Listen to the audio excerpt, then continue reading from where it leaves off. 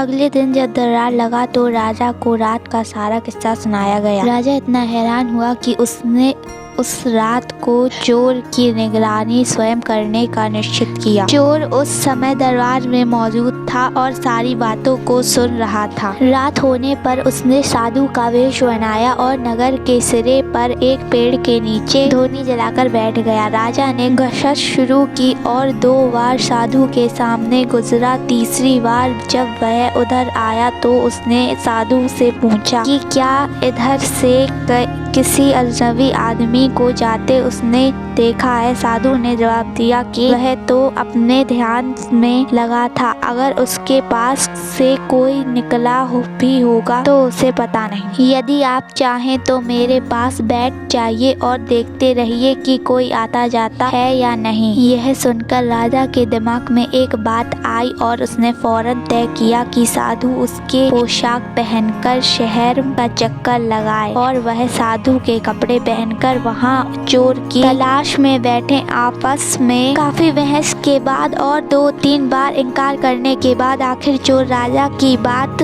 मानने को राजी हो गया और उन्होंने आपस में कपड़े बदल लिए। चोर तत्काल राजा के घोड़े पर सवार होकर महल में पहुंचा और राजा के सोने के कमरे में जाकर आराम से सो गया। बेचारा राजा साधु बना चोर को पकड़ने के लिए इंतजार करता रहा। सवेरे के कोई 4 बजने आए। राजा ने देखा कि ना तो साधु लौटा और कोई आदमी या चोर उस रास्ते से गुजरा, तो उसने महल में लौट जाने का निश्चय किया। लेकिन जब वह महल के फाटक पहुंचा तो सिपाहियों ने सोचा राजा तो पहले ही आ चुका है, हो ना हो यह चोर है जो राजा बनकर महल में घुसना चाहता है। उन्होंने राजा को पकड़ लिया और काल कोठरी में डाल दिया।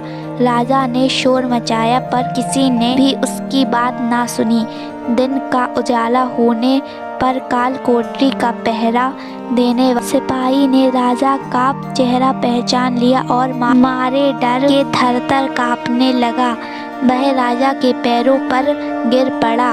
राजा ने सारे सिपाहियों को बुलाया और महल में गया। उधर चोर जो रात भर राजा के रूप में महल में सोया था, सूरज की पहली किरण फूटते ही राजा की पोशाक में और उसी के घोड़े पर रफ्फू चक्कर हो गया। अगले दिन जब राजा दरबार में पहुंचा तो बहुत ही हतरश था।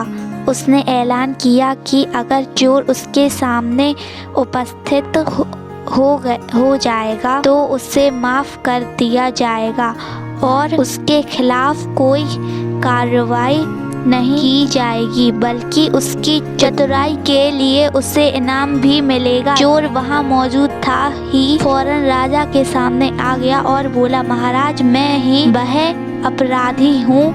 इसके सबूत में उसने राजा के महल से जो कुछ चुराया था वह सब सामने रख दिया। साथ ही राजा की पोशाक और उसका घोड़ा भी राजा ने से गांव इनाम में दिए और वादा कराया कि वह आगे चोरी करना छोड़ देगा। इसके बाद से चोर खूब आनंद से रहने लगा।